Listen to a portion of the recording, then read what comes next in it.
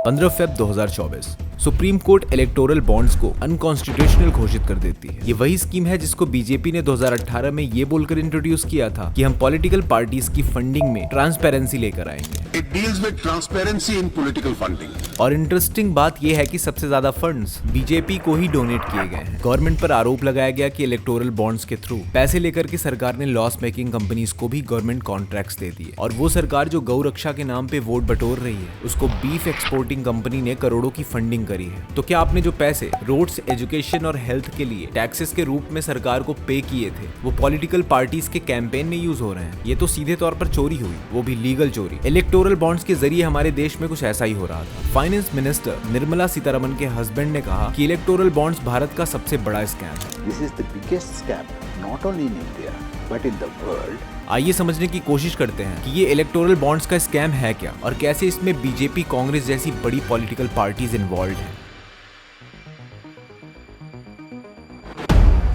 Electoral bonds को finance minister Arun Jaitley ने union budget 2017-18 के दौरान इंट्रोड्यूस किया था, जहां अरुण जेटली जी ने अपनी स्पीच में बताया था कि भारत सबसे बड़ा डेमोक्रेटिक देश है। इंडिपेंडेंस के 70 साल बाद भी देश अभी तक पॉलिटिकल पार्टीज को फंड देने का एक ट्रांसपेरेंट मेथड नहीं दे पाया है जो इंडिपेंडेंट और फेयर इलेक्शंस के लिए मान्य हो। और गवर्नमेंट ने इस इलेक्टोरल बॉन्ड की स्कीम को चुनाव में सुधार बताया था, जो कैशलेस डिजिटल इकोनॉमी को बढ़ावा देने वाला था, जो किसी भी कंपनी या इंडिविजुअल के द्वारा स्टेट बैंक ऑफ इंडिया से खरीदे जा सकते हैं और किसी भी पॉलिटिकल पार्टी को डोनेट किए जा सकते हैं, जो इसे बैंक में इन कैश कर सकती है। ये बॉन्ड किसी पॉलिटिकल पार्टी के रजिस्टर्ड अकाउंट में ही रिडीम किए जा सकते हैं। इलेक्टोरल बॉन्ड की खासियत ये है कि ये एनोनिमस रहते हैं, यानी किसने किसे डोनेशन किया है और कितना डोनेशन किया है वो केवल डोनर और स्टेट बैंक ऑफ इंडिया को पता होगा। अब किसी भी पार्टी को इलेक्शन जीतने के लिए काफी सारे पैसे चाहिए होते हैं और अगर पैसे नहीं होंगे तो पार्टीज अपने प्रमोशंस, पोस्टर्स, रैलीज, कार्यकर्ता और उनके खाने पीने के खर्च कैसे करेंगी। तो ये तो सच है कि बिना पैसों के कोई भी पार्टी चुनाव नहीं जीत सकती। इसका मतलब ये भी है कि जिसके पास जितनी ज्यादा फंडिंग होगी उसके जीतने के चांसेस भी उतने ही ज्यादा होंगे। आपको बता दें कि section 18 GGC donation to political parties के अंडर किसी भी पॉलिटिकल पार्टी को या इलेक्टोरल ट्रस्ट को किसी भी इंडिविजुअल के दिए हुए डोनेशन टैक्स फ्री होते हैं। वैसे ये प्रोविजन सेक्शन 18 जीजीबी के अंडर कंपनीज के लिए भी है। ये प्रोविजन 1961 में ही लागू किया जा चुका था।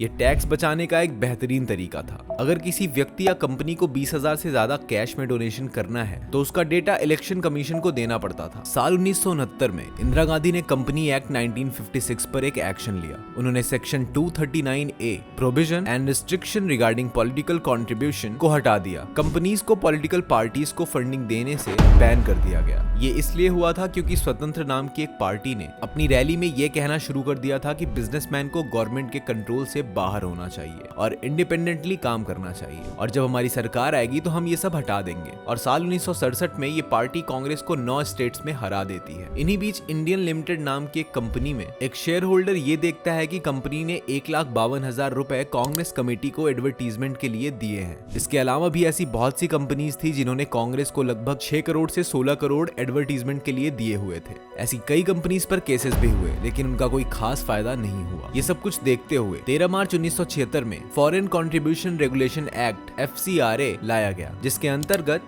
जर्नलिज्म, जुडिशियरी और पॉलिटिकल पार्टीज भारत के बाहर से डोनेशंस नहीं ले सकती हैं। साल 1985 में राजीव गांधी ने कंपनीज एक्ट जो बैन कर दिया गया था उसे हटा दिया और उसे दोबारा से अमेंड करते हुए इसके कुछ रूल्स सेट कर दिए गए, जैसे कि लास्ट 3 साल के जो कंपनी के प्रॉफिट हैं उसके एवरेज का 5% से ज्यादा कोई भी कंपनी डोनेशन नहीं कर सकती। और फिर आगे चल करके इस 5% को बढ़ाकर 7.5% कर दिया गया, और जो कंपनी डोनेशन देगी उसको अपनी एनुअल फाइनेंशियल रिपोर्ट में बताना होगा कि पॉलिटिकल पार्टी को कितना अमाउंट पे किया गया था। अब ईयर 1996 में टाटा ग्रुप्स ने एक तरीका निकाला कि सभी कंपनीज मिलकर एक इलेक्टोरल ट्रस्ट बनाएंगी और सारी कंपनीज मिलकर पैसे इकट्ठा करेंगी और डोनेशंस पॉलिटिकल पार्टीज को दी जाएंगी, और इससे कंपनीज के शेयर होल्डर्स को भी पता नहीं चलेगा कि किस पॉलिटिकल पार्टी को डोनेशन दी जा रही है। और क्योंकि ये एक इनडायरेक्ट वे होगा, इसलिए इस पूरी इलेक्टोरल ट्रस्ट की प्रोसेस को सीक्रेट रखा जाएगा।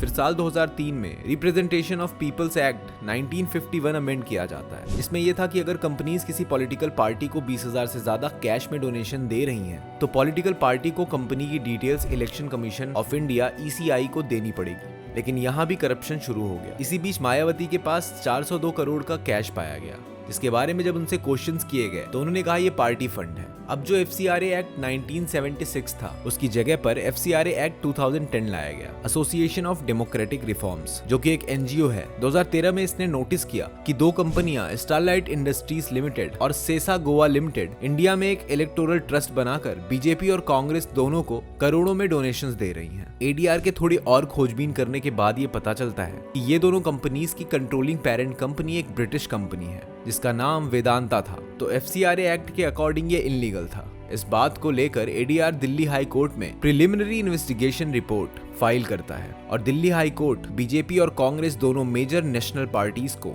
गिल्टी घोषित कर देता है। लेकिन तभी दोनों पार्टीज मिलकर पार्लियामेंट में एक बिल पास कराती हैं जो FCRA एक्ट 2010 था, जिसको चेंज करके इसमें फॉरेन कंपनी से लिए गए फंड्स को लीगल कर दिया गया। और इसी के बाद ये ब्लैक मनी का गेम और तेजी से बढ़ने लगा। दरअसल ये ब्लैक मनी का गेम आज से ही नहीं, इंडिपेंडेंस के बाद से ही शुरू हो चुका था। ईयर 1951 में जब पहली बार इलेक्शंस हुए थे तब से ही डोनेशन का खेल चल रहा था और उस समय पर टाटास, बिरलास और ठाकुरदास इंडस्ट्रियलिस्ट्स कांग्रेस को सबसे ज्यादा डोनेट करते थे क्योंकि कांग्रेस उस समय की सबसे बड़ी पार्टी थी। बॉम्बे डाइंग्स नुस्लीवादिया उस समय की इकलौती कंपनी थी जो बीजेपी को डोनेट करती थी, जो कि जिन्ना के ग्रैंडसन की थी। ये डोनेशंस का गेम तब से ही चला आ रहा है। इवन आजादी के पहले भी डोनेशंस को लेकर के बहुत सारे कमेंट्स आते रहे हैं। ईयर 1943 में डॉक्टर भीमराव अंबेडकर जी ने एक बार कहा था कि अपनी सुप्रीमेसी को बनाए रखने के लिए महात्मा गांधी और मोहम्मद अली जिन्ना बड़े बिजनेसमैन और मनी मैग्नेट्स की मदद ले रहे हैं। सुप्रीम कोर्ट ने SBI को 21 दिन दिए इन बॉन्ड्स के बारे में सारी information election commission of India को देने के लिए, जिसमें date of purchase, name of purchaser, name of political parties का होना जरूरी था। लेकिन ये डेटा देने में SBI डिले कर रहा था और उसके एक्सक्यूज ये थे कि उन्हें डेटा कलेक्ट करने के लिए 4 महीने का टाइम चाहिए। SBI जो 50 करोड़ जनता का डेटा रखती है उसको सिर्फ 22,217 इलेक्टोरल बॉन्ड्स का डेटा कलेक्ट करने में 4 महीने लगने वाले थे। ये बात कुछ हजम नहीं हो रही थी और फिर सुप्रीम कोर्ट की फटकार लगाने पर यह डेटा रिलीज किया जाता है। इस डेटा के रिलीज होने के बाद पता चलता है कि अलग अलग पार्टीज को कितने पैसे किस कंपनी ने डोनेट किए हैं, जिसमें एलेंसन्स Private Limited 2.5 crore, Future Gaming and Hotel Service Private Limited 1368 crore, Medha Engineering and Infrastructures 966 crore, Quick Supply Chain Private Limited 410 crore, Vedanta Limited 400 crore, Haldia Energy Limited 377 crore और ऐसी ही बहुत सारी कंपनीज के डेटा थे। अब इन सारी डोनेशंस के डेटा में सबसे ज्यादा इलेक्टोरल बॉन्ड्स का डोनेशन बीजेपी को मिला था, जो पूरे डोनेशंस का 47.5% था, यानी 6060 करोड़। बीजेपी के बाद TMC 1609 करोड़ और कांग्रेस 1421.9 करोड़। आम आदमी पार्टी के नेता संजय सिंह ने एलिगेशंस लगाए हैं कि घाटे में चल रही कंपनीज बीजेपी को चंदा दे रही हैं और रूलिंग पार्टी उन्हें कॉन्ट्रैक्ट्स दे रही है। और यहीं आता है एक टर्म क्विड प्रो को, जिसका मतलब है चंदा दो धंधा लो।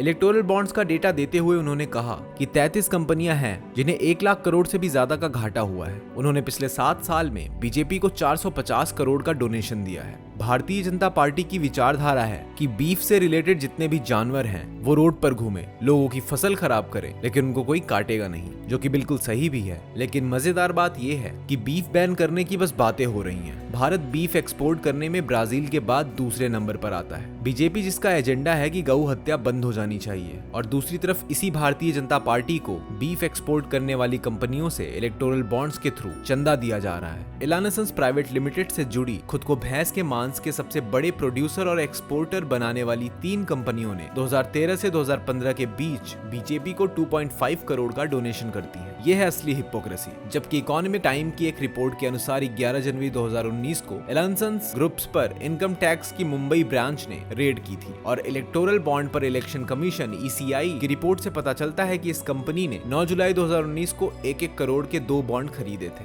ये सब देखते हुए सुप्रीम कोर्ट ने कहा जो पार्टियां प्रॉफिट ही नहीं कमा रही हैं, वो फंडिंग कैसे और क्यों कर रही हैं। कोर्ट ने आगे रूल्स समझाते हुए कहा बोर्ड की कंट्रीब्यूशन पर कंपनियों के नेट प्रॉफिट के बेसिस पर कोई ना कोई लिमिट लगाना जरूरी है। डोनेशंस में पब्लिक शेयर होल्डर्स का अप्रूवल लेना बहुत जरूरी है। लॉस मेकिंग कंपनियों के लिए पॉलिटिकल कंट्रीब्यूशन अवैध होना चाहिए। जिन कंपनियों के पेंडिंग गवर्नमेंट कॉन्ट्रैक्ट्स हैं या कोई डिस्प्यूट है जिनकी इन्वेस्टिगेशन चल रही हो, उन्हें डोनेशन करना अलाउ नहीं किया जाएगा। पॉलिटिकल पार्टी और डोनेटिंग कंपनियों के रिलेशंस पब्लिक डोमेन में अवेलेबल होने चाहिए। कंपनीज जो CBI, ED और IT की इंक्वायरी से गुजर रही थी, उन्होंने कुल मिलाकर 2471 करोड़ बीजेपी को डोनेट किए थे। फ्यूचर गेमिंग पर ईडी और आईटी की इन्वेस्टिगेशन चालू हुई और 3 महीने में उन्होंने बीजेपी को 60 करोड़ का डोनेशन दिया। जो डोनेशन देगा उसे ही बिजनेस मिलेगा। ये सब देखते हुए सुप्रीम कोर्ट की 5 मेंबर कॉन्स्टिट्यूएंट बेंच ने यूनानिमस वर्डिक्ट देते हुए इलेक्टोरल बॉन्ड को अनकॉन्स्टिट्यूशनल घोषित कर दिया और एसबीआई को तुरंत इलेक्टोरल बॉन्ड